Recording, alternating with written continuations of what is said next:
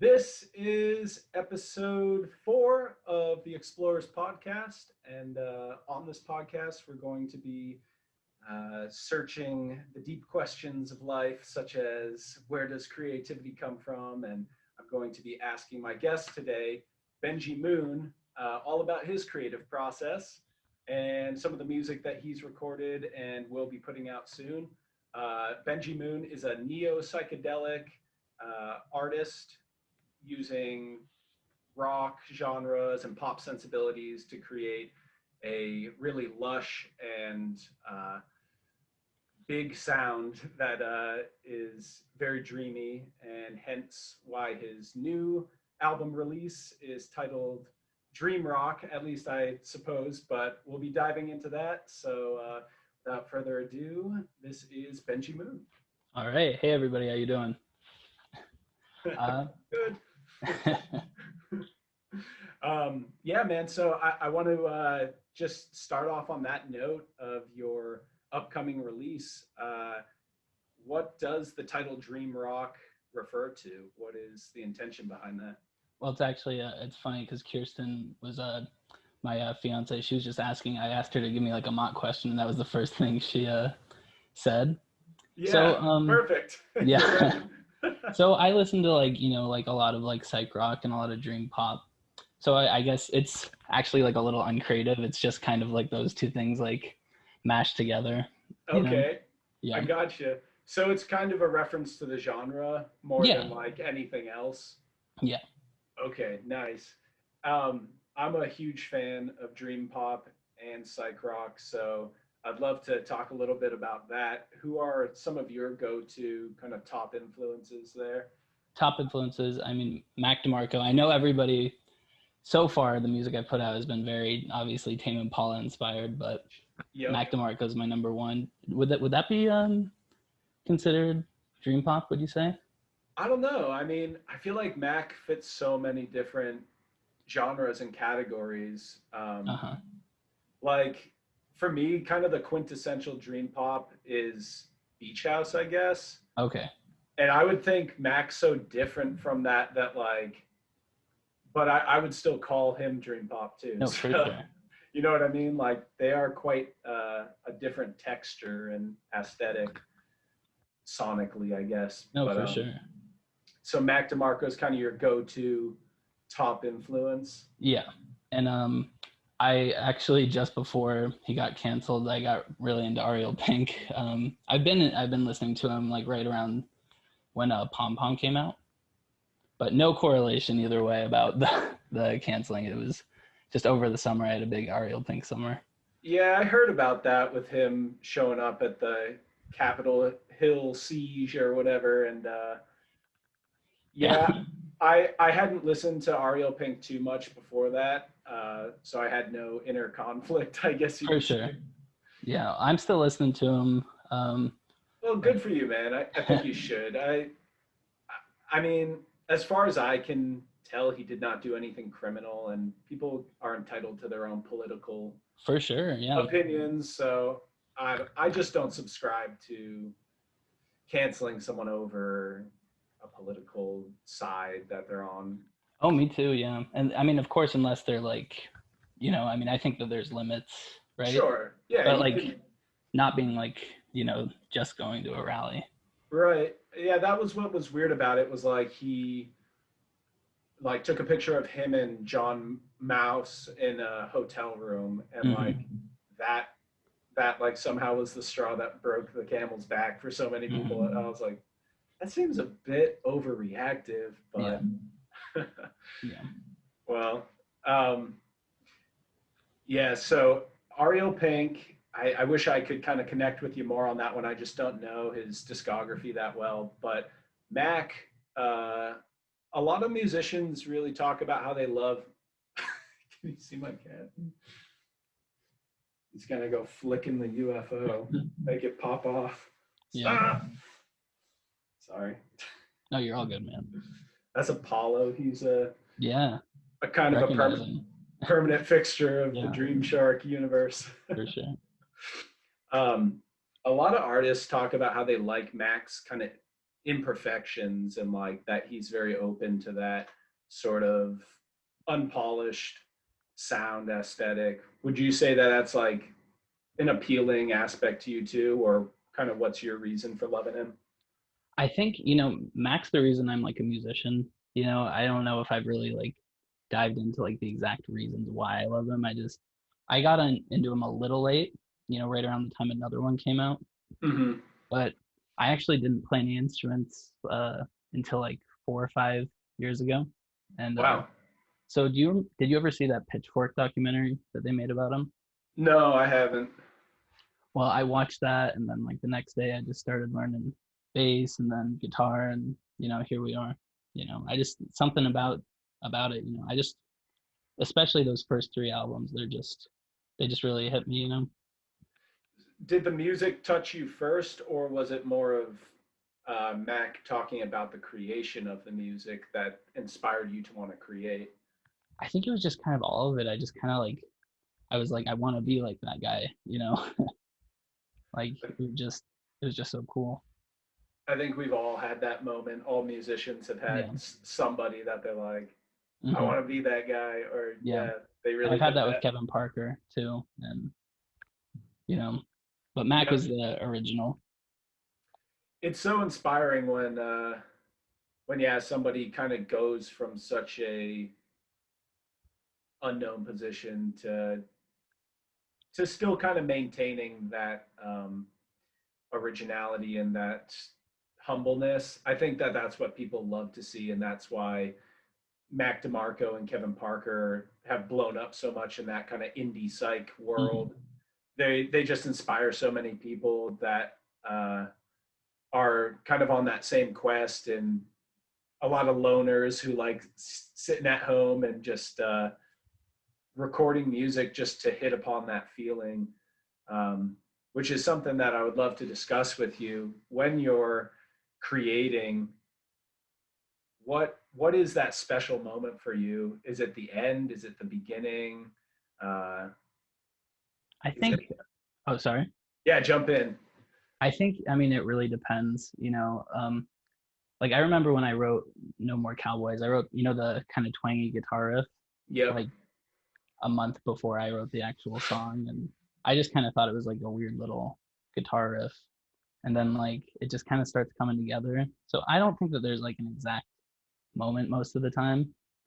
I think with that song in particular, there's been like a little bit more validation, and I think, you know, that's felt good, you know.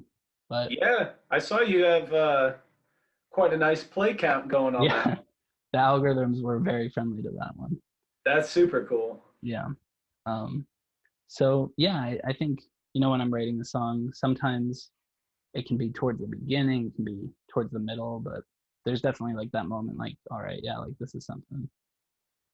Yeah, for me, a lot of times it's in that first couple hours when Hmm. uh, when the song's just in that formation phase, and then I guess when I get the final mix back, because I outsource my mixing and mastering, I did it for a while, and then I just like to sort of get a second set of ears on it, I guess, Hmm. before I'm ready to put it out. And so that's sort of like another like getting a present kind of feeling. Yeah, no, for But sure. but yeah, definitely like in that formative stage, I think is when I'm like the most giddy, is when like you just add a new track on top and you're like, oh, it just, brought it For to a sure. whole new level. Hmm. Sometimes that's all it takes, is just one more synth or one more guitar lead or something like that. You just sprinkle a little something on the top and it's a whole new song. So For for sure. me, a lot of that's happening in the first couple hours for me. But Hmm. it sounds like your process is a little more stretched out. You might write a chunk here, and then how long until you think, like, what's the longest one song has spanned for you where you're just working on it and can't quite call it done? I think No More Cowboys. And here's the other thing: sometimes I'll work on something for like a really long time and then go back to like the original demo. You know what I mean? Something Yeah. super simple like that. And then I just master it with Lander. You know? Okay. Yep. That's the like automated mastering Yeah. service. I tried that for my previous album, and it just distorted it on my song. So I don't know if I came into it with a low enough. Oh my gosh, no! I don't know if I came into it with a low enough like mix because it just blasted my track in the end where it was just like a big square wave. You haven't Uh-huh. run into that at all? No, no, not yet.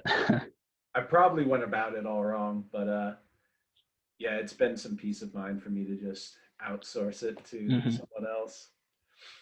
I wanted to ask you, Benji, about your a little bit more about your creative process. Kind of getting more on the philosophical side Okay, here. If you can entertain me for a second, absolutely. indulge me, if you will. Let's go Um, for it. so, oh my gosh, goodbye. um, I want to ask you about sort of where your musical ideas come from, but then also where your lyrical ideas come from, or if they're kind of intertwined. But basically, kind of guide me through your your overall process, um, just from start to finish. Like, what's kind of a summary of that? Well, it's definitely been changing a lot, over the last couple of years. And I've been producing music for like, when did No More Cowboys come out? Like last November. So, I started making songs like the summer before that. Before that, I would write with people from time to time. Nothing that Okay. really, materialized. But Yeah. Sorry to recently, hmm? sorry to interrupt, but while you mentioned that, um, did you have previous groups that you were in? Yeah, but nothing that ever materialized. Okay. Um, I was in a couple of bands like just within the last 4 years, and one of them was with some close friends in my dorm in school, and we played Okay. one gig, and yeah, that was kind of. Okay. So just one official like band that you played live with. I played live with my other band too, Okay. but again, yeah, that was just like one thing. Cool. Okay. I was curious about that, kind of what your background was, but you were saying that like 4 or 5 years ago you kind of jumped into it in the Yeah, first place. I like to do everything myself. I'm kind of like a control guy. Okay. I And can I just get relate. like I think I get a little passive aggressive when I have bandmates, and I'm like, why are you changing, this? Like, I like the thing I wrote. Yeah, that can be like tough too if it doesn't really some people like I was talking with one of my bandmates today. We were doing a rehearsal on my songs and we were just talking about different types of personalities and how sometimes for some people it just doesn't feel good to have to like ask other people what to do or Hmm. tell them what to do. And so he was saying that he kind of the the key player for my band, he was saying like, I don't really enjoy telling people what to do. It just makes me feel uncomfortable. So For sure. that can be a hard aspect of bands too. Hmm. Sorry to interject there. You're all good. Keep going with your creative The process. I want creative to hear. process. Um, well, for some reason, I always start out with chords. I always just start out with the chords, and a lot of people that I know, like that's like the last thing that they do. They'll like come up with like a riff or like a melody. Hmm. But yeah, and I feel like that can be a little bit bad sometimes because I get like obsessed. Have you ever gotten obsessed with like finding the perfect chord progression Mm-hmm. and like Definitely. you just can't get to it because it doesn't exist, Yes. you know? And I'm like Googling like best psychedelic rock chord progression and like Oh everyone yeah. on Reddit's like bro, like there's no best progression. It's like about like the instruments and like a bunch of other things. And I'm just like, like no, tell me the secret. Well, part of the secret is definitely using a seventh chord, like Hmm. a major seventh. I feel Yeah, like is a pretty dreamy chord for for sure. sure, for sure. And I noticed some of that in your music, and Hmm. I got some of that laced into mine too. But it's true. There's no formula. It could be minor, minor, minor, minor, or it could Hmm. be, any number of combinations. And I guess it's how it all comes together, huh? Yeah. Yeah, absolutely. I think that like there's a oh go ahead. Oh, I was just gonna pick up where we left off about you starting with the chord progressions. Okay. Wait, so should I go? Sorry. I'm sorry, I You're all fucked it good. up. You're good, man. Go ahead with what you were just gonna say. Yeah, I think that there's just like a certain point where you kind of have to like remind yourself consciously like that the song is like more just like about the sum of its parts, not like just like or I don't know if I said that wrong, but it's more about like the whole, the whole picture, everything Yeah, put together. And I no, think sometimes you forget that. that's I such a do. useful thing for people to hear too. I'm really glad you said that. It's that's perfectly put. Just it's more about the sum of the parts, and um, that's the other funny thing about playing in a band is like if you're not serving the song with your instrument and you're just trying to like show off the whole way through, it'll never sound good with a bunch of people doing that. Totally. Yeah, So yeah, same thing goes for recording. Like, not every track is worth being right up front in the mix or something. hmm Sometimes there are supporting roles, I guess. Oh, absolutely. Yeah. So you'll write the chords, and then what's next? Bass or drums? It all just kind of comes together. Actually, a couple of the songs on this album, I did do the drums first. Um, but usually chords, then maybe like a melody, like a vocal melody, and then Are you just on an acoustic guitar at this point, or do you record something and then start singing over it? I think I write better on keys personally. I don't know. Sometimes I'll like just open up GarageBand and I'll just like play like on the actual like keyboard, not on like a musical one, but like my computer keyboard. Oh, really? On Yeah, the type to play or whatever it's called? yeah. I've actually gotten pretty good at that. Oh my God, that's funny. When I got my first ever MacBook with GarageBand, that's what I did all the time. And Mhm. but since then, I definitely like rejected it. Yeah, But that's pretty cool that most of your keyboard playing is on a what do you call it, QWERTY keyboard? a QWERTY keyboard. I think that's right. But yeah, now I've actually started to use I've got 4 hardware synths at this point, and I've since I've been recording to tape, I've been you can't really use the QWERTY keyboard on a tape machine quite as easily. Well, I mean, You can figure it out through like an interface, but yeah, I've been really into. I have an HS60, which is I think it's like a Juno 106, but like not as like frilly. You know, yeah. Do you like Juno or Casio sound better? I'm a Juno guy, Okay. and I think that's like also just the people I listen to. I think that's kind of how I built up my gear collection. Okay. You know, Yeah, I've been really unparticular when it comes to gear, so I feel always a little embarrassed talking gear with people who are super into it. I just feel so like unparticular, I guess, with it. I mean, I have my kind of go-to things, but hmm ultimately, like I search for stuff in the DAW.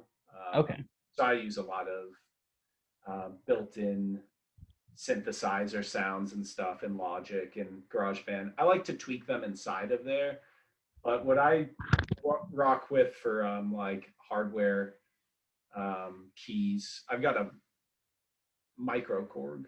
okay, I like those. Yeah, I've never owned one, but It's yeah, definitely pretty fun, and I just love the arpeggiation and stuff. I notice that's a big aspect of your music too. it is. Yeah, and actually, I mean, yeah, it is on this next album too, but it doesn't like the songs besides the arpeggios. You wouldn't think that they would like include like synth arpeggios. All right, Yeah. I guess right around when this comes out, like people will be seeing that, huh? Yeah, so let's take a moment here for you to just let people know about your album. Um, yeah, go for it. So it's a little bit different. I think it's like a little bit more kind of just like I'd just say indie rock, like compared to like the last couple of songs that I put out, Okay. which I would categorize as pretty much like neo psych rock. What would be the key difference you would say that kind of differentiates it a little bit more? Is it kind of more structured or a little more like, um, uh, I think I think you just kind of have to hear it. It's just about the sound, unfortunately.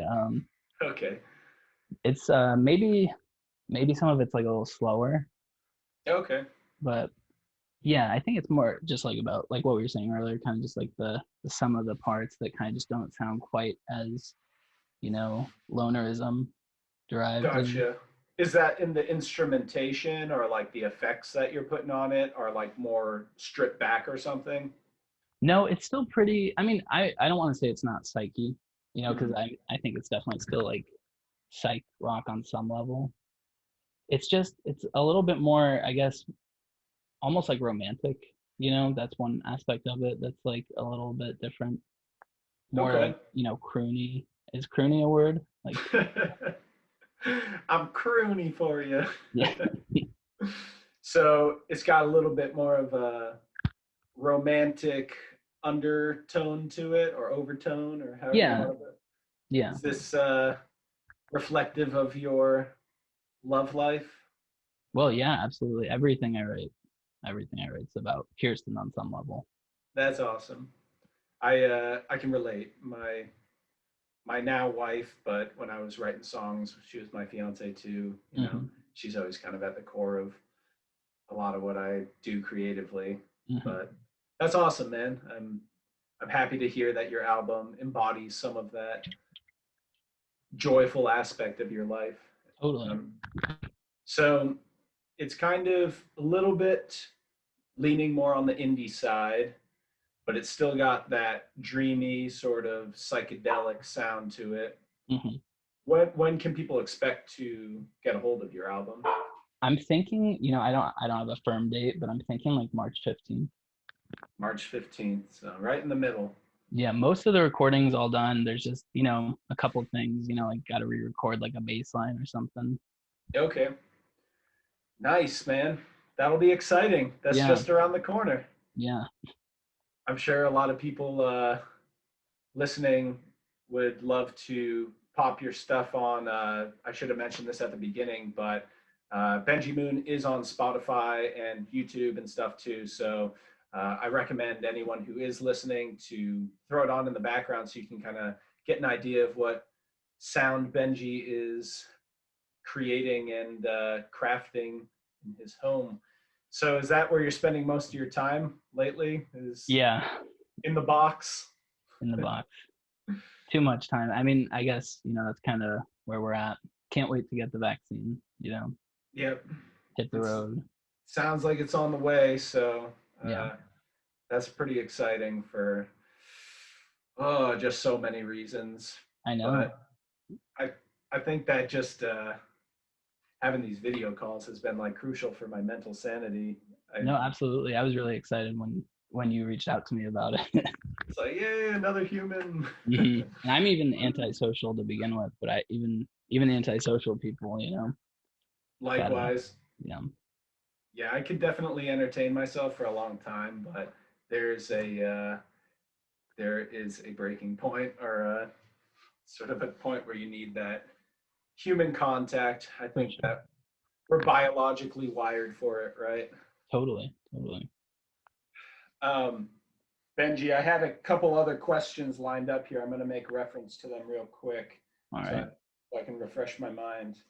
Ah, yes, a big one here. What, who is the single Art School Dropout, your upcoming single, about? It's kind of about everybody, it's about me. It's kind of just a roast of me and all my friends. I don't think I'm technically an art school dropout, but I did do some artistic programs and then not complete them. So I guess in a way I am. I think I can relate. I went to PCC for a few years. I don't know if that's where Hmm. you did some art Music stuff, and sonic arts, yeah. but I was one credit short of getting my associates. But then I was like, what good is this degree even gonna do me? I mean, it was like hinged on a math class. It's like When were going. you there? Um, 2015-ish, around then. Yeah, me 24. too. Oh, okay. Were you in the music classes? Um, I don't think I took any music classes. I ended up doing like for art classes, I did like an art history, a ceramics. Yeah, I forget what the heck I was even. I was just going for education, honestly. I just like Uh-huh. learning stuff. Um, Sounds kind of like a pointless reason to spend all that money, but like just the structure of it and stuff. I really had no intention to come out with a degree that I could use. Hmm. I gotta let my freaking cat out. He's going All to his good. oh, Apollo. Yeah, maybe we like walked by each other in the hall a few Yeah, times. for sure. I was always in that building. I think it was called Moriarty Arts and Humanities. So Is that the C building or? you know that coffee shop on Killingsworth? Um, Oh, wait, was it Cascade? Were you at Cascade? I went to all of them pretty For sure. much. Yeah, I yeah, I think I did 3 different campuses at different times. I was like working this job that had me like flying to different states to open up stores and stuff, and I was trying to do online classes at the same time. For sure. It was just not working. I was like, I don't know, I'd be painting walls with a roller or whatever, and like trying to hire people and stuff, but while also taking my final exams and stuff. For Like sure. it was a bad mix. But so you went to get an art education specifically, or? Music and Sonic Arts was the name of the program. It was a really great program, and I wish I'd finished the what is it, the associates. Yeah. Now I'm at PSU, and I have a general arts and letters, which is kind of like liberal arts, just like in general. Oh, so you're not an art school dropout. You're still Kind of. I'm an art school re-enlister. okay. Yeah. So how long was the gap period? What was the hiatus? Well, I guess, I haven't stopped being in school since I was, 18. I'm 23 now, 24 next month. So, so I guess there wasn't like an actual hiatus, but from taking like any sort of artistic classes, I guess I took like a year off of that. Okay. So you've pretty much carried over from high school straight on, just still getting more education. Yeah. That's great, man. I admire the pursuit of more education always. It's just Thank you. I think that the college or the university business has gotten out of hand. I completely agree. Yeah. I mean, I don't want to vent too much about that because I Yeah. might say some stuff that's a little too negative, but No, I mean, you can speak your truth, but I know it well. My wife is still paying off over 10K in student loans, so it's just like a shadow hanging over your head yeah. constantly. So yeah, for that reason, I kind of was like, I can't give them my money like that for such an exorbitant amount of money. But it's necessary for some career paths. And on that, is that something you're kind of striving for? Are you wanting to use this degree at a professional capacity, or are you just trying to learn to go off on your own and do it? Well, I think I'm gonna probably be doing something in advertising. I'd love to work like remotely. I think that's kind of like my main dream. Mm. In advertising, so is that like something you feel really strong about with your own music? Like, How so? oh, like online marketing and advertising type stuff. Is that what you're referring to, or no? Not specifically for music when I do it as a career, just kind of like anything, Mm, you know. I think it's just something I have like a little bit of an aptitude for. And gotcha. yeah, just a way to pay the bills. What about like advertising do you connect with? Is it the visual aspect of it, or Probably more so just like the writing. okay? But I'm still a senior, so I've got a little bit of time. But yeah, it's just I'm not like, married to anything like that, just Is is it where your heart's at, or is no, it I just mean I mean, a means to music an is end? hmm? Oh, I was just asking, like, is advertising a means to an end for you, or is it kind of the end in itself? No, it's more of a means to an end. I think, I get more of my fulfillment out of like, my personal relationships and, just being creative. And, if music ever really took off as a way to pay the bills, then I would pursue that if I could do it again remotely. But, I think, in terms of a career, like I would really just love to, earn a decent amount of money remotely, get to live somewhere pretty, you know, like Yeah. outside of the city somewhere.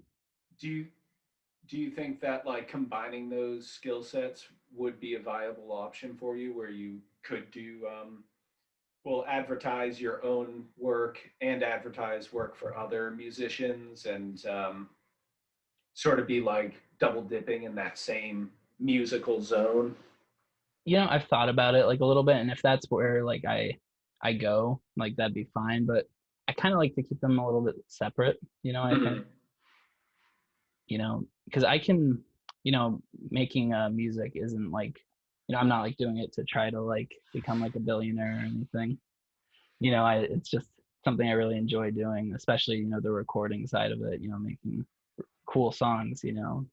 Yeah, absolutely. And that's, I think that the ironic thing though is that usually those are the people who do the best at it, is the people who are just doing it for that reason. So I'll just say that like For sure. maybe you're not setting out to be a billionaire, but probably most of the most successful musicians, I mean, a lot of them have the leverage of labels and a whole team behind them, but I do think that the most prolific artists are the ones who would just do it whether anyone was watching or not. You know, Hmm. it's just a certain satisfaction that they get out of it.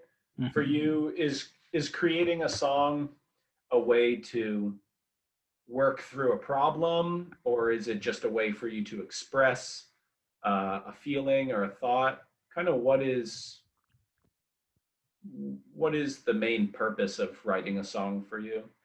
I think it's just something that I love doing, and I think this is gonna might sound like a little strange, but I was when I was a kid, I played like a lot of sports, so it's almost kind of like that same kind of thing, like almost like a competitive thing with myself, Hmm, just make the best thing that I can. that's a super interesting perspective there. So you're competing with yourself. Yeah, on some level, I just want to strive to like, be the absolute best that I can be at what I'm doing. Does that ever get do you ever get overly critical or frustrated with Yeah, that? all the time. But I think that's, part of like what makes it like, I'm not trying to say that I make like amazing stuff or anything, but I think that it's as good as it is partially because of that, at least. Mm, yeah, I do know what you mean, because I think that I've got a pretty outspoken critic in my head too, I guess you could say. Um, and part of me does feel like that critic has kind of whipped some things into shape to some degree. Hmm. But I've had conversations with other musicians who talk about that being a really toxic voice. And Oh, and it uh, can be. I think, yeah, it's all about finding like a good balance, right? absolutely.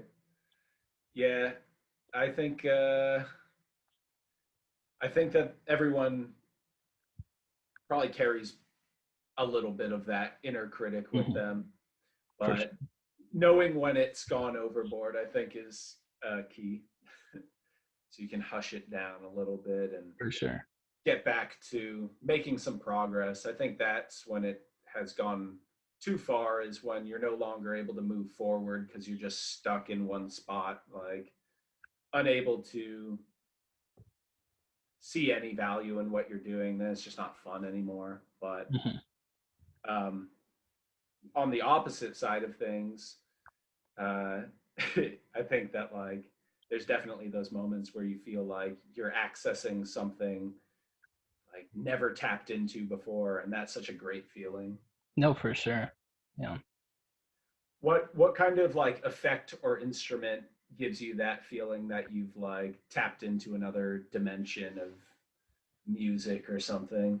I think that it really depends like on, the song. I think, it can like change, but let me think. Recently it's been, playing like the live drums. I spent a long time uh, just like doing it on the computer. Mm, But MIDI? oh, go ahead. Were you doing MIDI, like tapping it out? No, some, I was like making like custom like beats with the drummer. I have done that too. Kind of like a mix of different things. The like the GarageBand or Logic auto drummer kind of Yeah. thing? Okay, Have yep. you ever used that? Yeah, for my whole last album, it's called Never Done With It. If anyone goes to listen to it, you can hear it on that. It's every song's pretty much the auto drummer with tweaks and variations For to sure. it. For Um, sure. but that's kind of your go-to there. But now you're switching it up to acoustic drums, doing it for real. Yeah, and what's cool about that is, like just like I have one song on the album where there's like a time signature change, and I just wouldn't have bothered to like have done that on Logic, Mm, yeah, if that makes any sense. no, that does make sense because it's like you kind of take what you get with the auto drummer, For sure, basically. yeah, yeah, It's like not a ton of wiggle room in there. You can reset some parameters, but I guess that's just the setback of like yeah. something that's automated is Hmm. you don't get that uh, little variations. So that's cool. What kind of time signature change I did think you it. implement? I think it's just 4/4 to 3/4. Okay. But Art School Dropout itself is actually in 6/8, the whole thing. Okay. I haven't heard any of that because you haven't put anything out for it, right? It, there's been little like bits of it on my story. Oh, okay, on your story. Yeah, Have you you? actually remember you Oh, responded to the story about how when you make something like 6/8 or 3/4, like you worry that it sounds like oh, nautical. nautical. Yeah, like a sea shanty. Yep, exactly. That's Yeah, coming back to me now.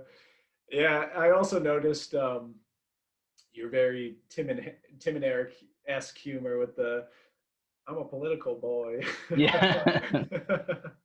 That's something I'd like to do a little bit more of. I mean, I Oh man, before I played music, I kind of wanted to be like a screenwriter or a TV writer or something. I just love all the kind of weird stuff, Adult Swim basically.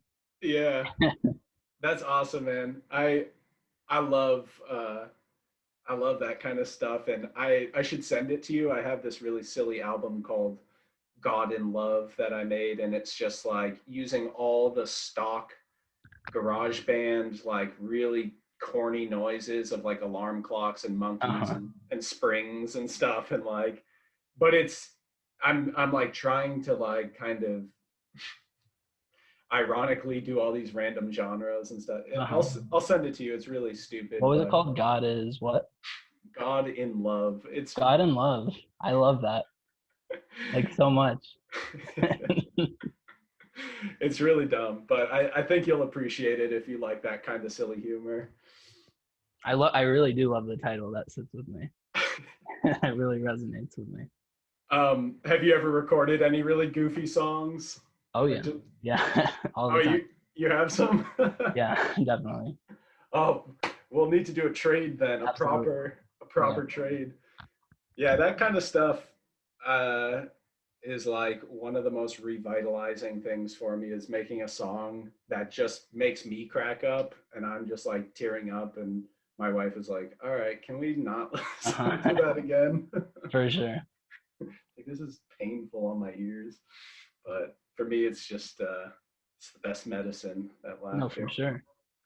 I got to ask you, man, with your art school dropout, well, whether you made that song title or not, I would have asked this, uh, but it gives me some indication that you've got a creative side to you, maybe in other aspects. Are there some other um, hobbies or things that you like to do and get creative with? I think I don't know, I've made memes before. I ran a meme page a while ago, a few years ago. Okay. Are you one of those 4chan masters? Not quite. Um, Troll master? no, I was the class clown in high school, and Really? it was the logical, step into my adult life. I That's I, so I never funny. did any, huh? That's funny. It's I don't you don't strike me as the kind to cause chaos and disrupt things. I think, I've gotten like a little bit more polite over the last like few years. Um, I think I just like worry a little bit more about like bothering people than I used to. Yeah. Um, That's part of growing up. yeah, I guess so. And I kind of miss it a little bit. I feel like I've kind of overdone that, Yeah. you know? I'm sure it'll resurface in one way or another, Yeah. right? But besides memeing and music, anything else that you like to get a little spicy with, a little creative? Not really. I've actually been thinking about, starting to make music videos, and Okay. doing those little shorts, which I guess are kind of just video memes. Yeah, that's really cool. What kind of concepts are you thinking about? Well, I don't know if I would call it a concept, but we've actually been thinking about doing, me and Kirsten, we talked about getting like a Super 8 camera and doing something on one of those. Like a old film style. Hmm. Do you need to have a like 8 millimeter roll to play it back though? I think you can send it to like a lot of different places. A projector. That's the word I was A looking projector, yeah. for. Yeah. No, I think that they sell them though, and they're not too expensive. I think they've got some like dinky ones on Amazon Oh, okay. that It's aren't too much. like one of those Super Nintendo remake kind of thing. Yeah, for sure. Yeah. You know what I'm talking about? How they got the Hmm. new like miniaturized. Yeah, yeah, yeah, yeah. Is that is that part of your world at all? Video Video games? game? I actually wrote No More Cowboys about a video game. I was gonna ask, Yeah. what the heck do you mean really by No More Cowboys? I want to leave the actual meaning maybe a little bit more open to interpretation Okay. because it's a little political and I think that you could take it multiple ways. But have you ever played Red Dead Redemption 2? That's a game that's been recommended to me over and over again, and I just knew that like I would need to commit to it if I wanted to get Hmm. into it, so I That's held off. that's right. It's a open world kind Hmm. of game, RPG, right? Yeah, Yeah, I only have enough time for like one of those in my life at a time, and I think I was like maybe playing Elder Scrolls or something at the for same sure. time. So I was like, I can't waste all my life on Yeah. RPGs, but so that's what you're making reference to there. Yeah, just kind of like the plot is just kind of they're like cowboys. They have like a little cowboy gang at kind of when they're cracking down in all the cowboy gangs, right around the turn of the 20th century. Ah, okay. So there, it's a metaphor for Yeah, something else. something being the last of a dying breed and whether that's a good or a bad thing. Hmm. That's a pretty deep concept there. What about on an environmental scale? How would you say what's your perspective there? Do you think that On our like Earth, yeah, do you think things that die out are meant to die out or that it's untimely for them? I think that in our current world, I think it's pretty untimely, right? I mean, I personally agree, but I just wanted to hear your perspective on it. Do you think if like a species of turtle dies out that it just wasn't fit to continue, or do you think that that's sort of something that should be prevented? Like if like, am I a preservationist? I guess. On some level, I think so. Yeah, I think I believe in like protecting. I don't eat meat. I Oh, don't know if okay. that's anything. I don't Yeah. think too much about you know, the climate, not as much as I should. You know, um, I'm not really great with all that kind of like science stuff.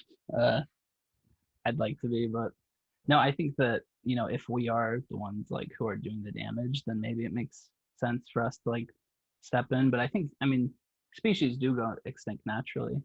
Yeah. On that same note, kind of in reverse with your No More Cowboys song, do you think that what you're making a metaphor to there, that it's a just,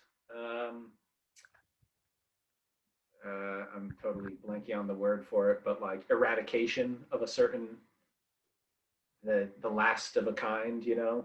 Do you think it's just in the point that you're making with that song? I don't know. I think that, it's almost like me asking the question of myself, you know? Um, and I don't always have an answer. Hmm. It's just me kind of like inquiring to whoever. I like that. I'm glad that you said that, because that that's sort of what I was talking about earlier when I was saying that songwriting can be a way of working through a problem or a Hmm. question. And sometimes you don't get the answer through the process. And I like that you mentioned that, because some songs, yeah, I do just ask questions and they're to myself and they're to Hmm. anybody, but they're also to nobody. And it's just like, I don't know, it helps you kind of go a little further down that rabbit hole. And do you feel like a sense of clarity after exploring a topic, or does it end up just as ambiguous as when you started? I think that really depends on things, and I think even when like you reach clarity, it's not always like a permanent state. Yeah. Is there a song that you kind of have in mind where it was an example of that? Like, kind of, you came into it with like a strong feeling of like wanting to explore this idea or wanting to make a statement or something. Um, but then by the end of it, you're kind of like, I wouldn't say so. I think that it's more just exploratory. I don't think that I've like found any answers, but then again, I've only released 3 songs, so is that, we shall see. yeah, is that your total database? Are you holding out, or is that I've that's got some everything? more. I've got some more behind the scenes, Uh, but nice. nothing comes to mind. Is this going to be an LP? Your upcoming one, Dream Rock? Yeah, it should be like somewhere between like 9 and 12 songs. Some of them being like little skits or just little Okay, jokes. gotcha. Well, very cool. I'm super excited to listen to it. Thank you, man. I gave all your other stuff a listen today just to refreshen up on it. So I was getting pretty psyched, imagining what was next. And when I was listening to your, I think, little demo bits or just little leaks from the album, I really liked the direction it was going. It felt a little more melodic, I thought. Hmm. Like, seemed like you were kind of stretching your vocal range a little more and doing some kind of higher pitch melodies and stuff, which I thought really served the music well. So Well, thank you, man. I really appreciate that. yeah, definitely. Um, I wanted to ask you, what kind of music stood out to you as a really young child? Do you remember having any particular tastes back then? I remember wanting to find more music, but I didn't really know how. You know, my parents listened to some great music though. Like, I'm talking real young child, like under 8, let's say. I think under 8, I didn't really have any music of my own, but my parents. Luckily, my dad's a deadhead.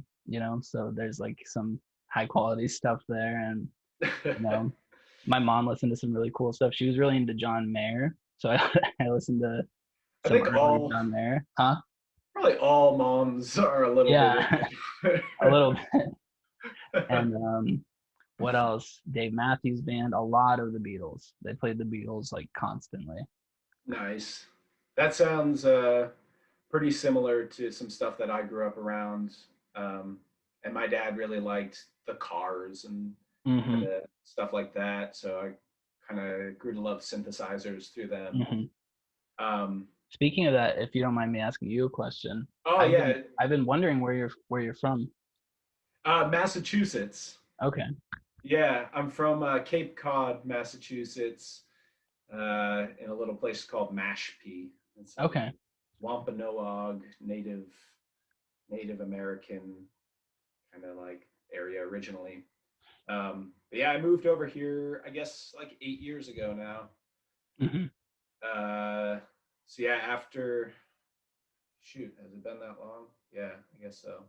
I was gonna say, yeah, after high school. I was like 8 years after high school. I guess so. But because yeah, I'm 27 now. So um I moved out here with some friends, and then we all got a townhouse together. Uh-huh. We call that place the Hunk House. And Uh-huh. and yeah, so many people from our hometown like ended up coming out to visit or then ended up living here. It's really pretty weird. It's like Uh-huh. probably like 30 of our friends from Mashpee have ended up coming out, and half of them have just stayed and lived here. So interesting little way to get out here. But yeah, that's the answer to your question, and Yeah.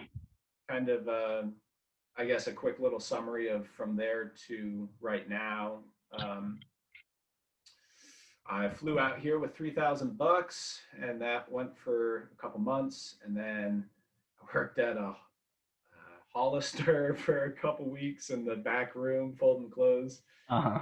Not really a job for me. And then I worked at Papa Murphy's making pizzas. And then I started working at a friend's tent at the Portland Saturday Market. I don't know if you've been down there. No, I actually haven't. I've lived here. I moved here when I was 19, and then Oh, uh, okay. and so I'm, yeah, almost 24 now. Then I lived in California for a year, and then I came back. But I've never made it to the Saturday market. You'll have to try it out. I mean, Yeah. it's closed currently, but that's my main place of work. Um, so yeah, I guess to kind of get from there to present, I basically like interned at a oil painter's business. So I like ran his tent while he would paint on Sundays, and then that kind of gave me some insight of how to do it myself. And then I worked at a place doing art lessons for kids, like painting basically. And like I was saying, where I was kind of flying around and doing store openings and whatnot. And then I got really sick of that. So I started working at the Portland Saturday Market doing this kind of stuff here, these Uh-huh. animal portraits. And then that shut down recently, and that's given me a great opportunity to do music again. But that was something that I was doing when I moved out here. I was trying to pursue an album that I had recorded in Massachusetts, and the first person I came up to, because I was doing this thing with, I'd come up to people with the headphones and say like, "Hey, do you want to listen to a sample of my band's I yeah, music?" I, yeah, I remember that. I watched the episode with Jacob, and that Oh, okay. which was great, by the way. Oh, thanks. Yeah. Yeah, that was a good first one. But I remember yeah, watching that one, and I was like, these guys just like seem so cool. You know? that's awesome, man. Yeah. Thank you. That's a great compliment. But yeah, that's what I did when I came out to Portland, and I just got eternally bummed, like when Hmm. someone shot me down. So For sure. it's been a long time since I've taken music that seriously again, and yeah, so that catches us up to current day. But I wanted to ask you regarding Portland, since we're both kind of not natives here. How would you really classify Portland's music scene? Because I can't really seem to wrap words around it in a clear way. Or Well, the only time I was actively like involved in any way was when I was going to shows, and it's like a lot of punk, punk. a lot of punk. Hmm. You know. What punk stands out to you in Portland? Or are they Portland-based bands or just bands coming through? Well, I would always just kind of go for the mosh pit. Uh, there were always like a lot of bands playing. I don't listen to a lot of punk like on my own, and I haven't been to a live show in a long time. But Oh yeah, same. yeah, I mostly kind of listen to kind of the indie stuff a little bit more than punk. Do you have any punk that you like or pop punk? I listened. Does AFI count? Yeah, I guess Yeah, I listened they're to AFI when I was a teenager. I like some Ramones. Sometimes I like kind of like the classic stuff, but No, I stick more so to kind of psych rock and dream pop and indie stuff, you know. Yeah, definitely. Um, I grew up on pop punk, so that's always going to be a part of me. But uh, I think that it's pretty funny now how it's just like a fad. Like in hindsight, it's Hmm. like it was everything to me. For sure. I remember falling asleep just imagining like one day I'm gonna like meet Blink 182 and they're my idols. All right, so the guy from Blink 182, that's the alien guy, that's Tom DeLonge, right? Yeah, I And would you're love to like, talk aliens if you're into it. absolutely. Oh, I'm not. okay. I know I'm not as educated. Let me grab the charger real quick. Okay, Um, yeah. I'm a little intimidated by No, your don't be. knowledge of it. I'm happy to just pass along what I know. It's not any judgment, and it's like it's something that I feel so uh like shocked and compelled by just through the research that it's like I just want other people to like just have their own opinions and get to see Mhm. the same videos and stuff. But oh, we are coming close to the end of this episode, so this will be a perfect little way to All right, entice people beyond and the. on some aliens. So yeah, I just want to ask you, like, where do you stand currently? Do you? I like to just ask a very specific question because I tend to get some kind of squirrely answers when I say, "Do you believe in aliens?" It's Uh just huh. sort of like, "Well, yeah, anything's possible," and it's like, "Well, that doesn't really let us dig in deeper." But uh, do you think in the last 100 years we've been visited by non-human intelligence? I'll just call it that. I would say probably. Again, you were just mentioning the squirrely answers. Based off of everything that I've heard, I think that that seems to be the case. Yeah. What's kind of your go-to for why you lean that way? Just all these different like videos I've watched. I mean, TikToks from time to time will give you some pretty good alien It's it's no info. lie. Yeah, You know? And I true. loved Unacknowledged, which I know some people were critical of, but I loved that one. I liked all the other Stephen Greer ones.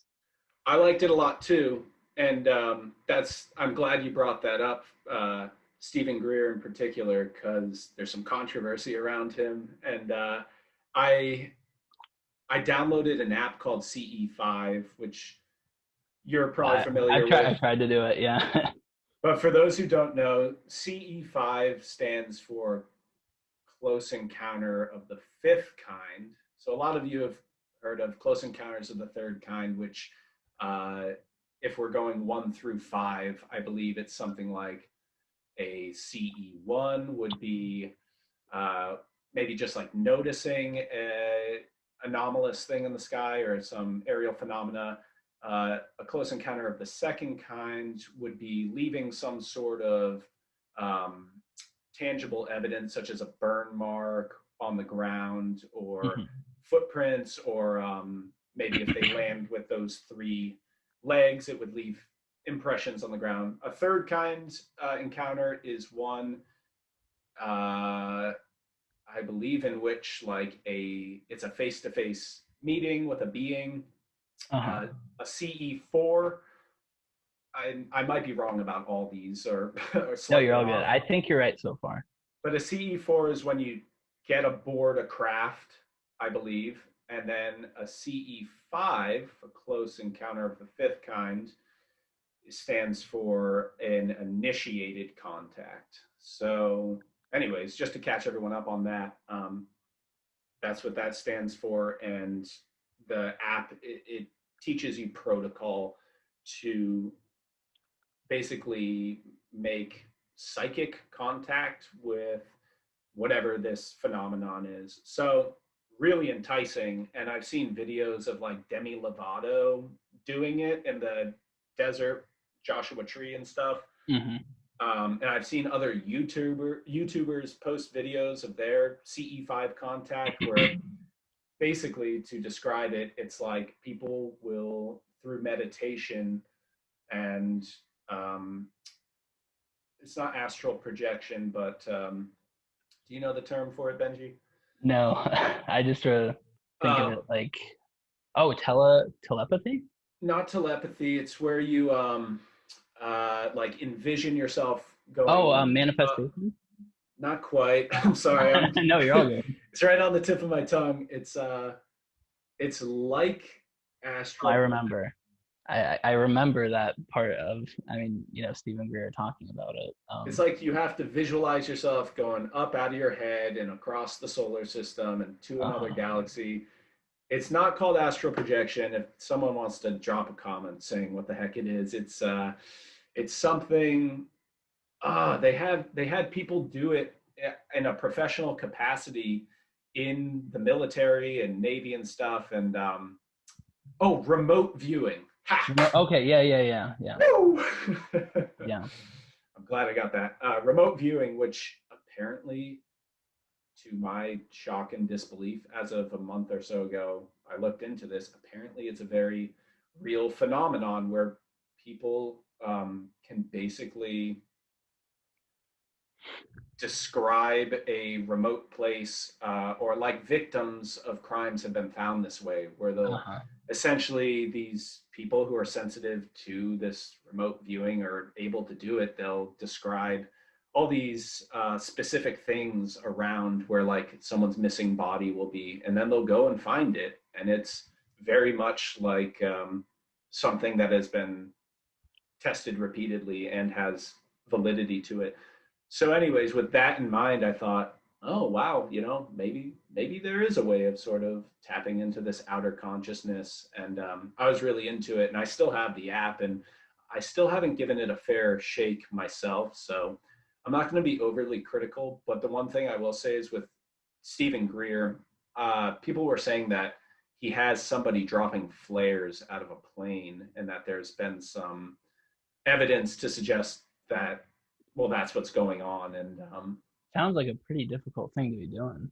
yeah, but if you do watch the videos, the way the light sort of descends slowly, and it looks like it's sitting at a certain altitude, and then it'll sort of drop a little lower. So as I started doing a little more critical looking into it, and honestly, this will make you feel better for if we were both fooled, because I went on Reddit and made a post saying, I really want to try CE5 protocol. What's everyone's thoughts on Stephen Greer?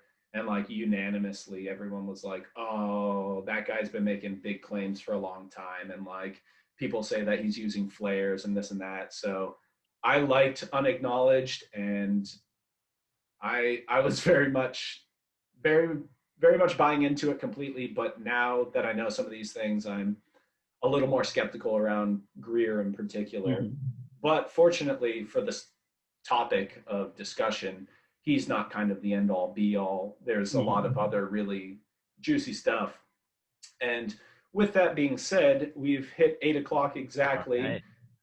So anyone who wants to hear more of this particular conversation, it will be available on my Patreon, which I will drop some sort of little like link to up here or something. But you can catch the rest of Extended Explorers.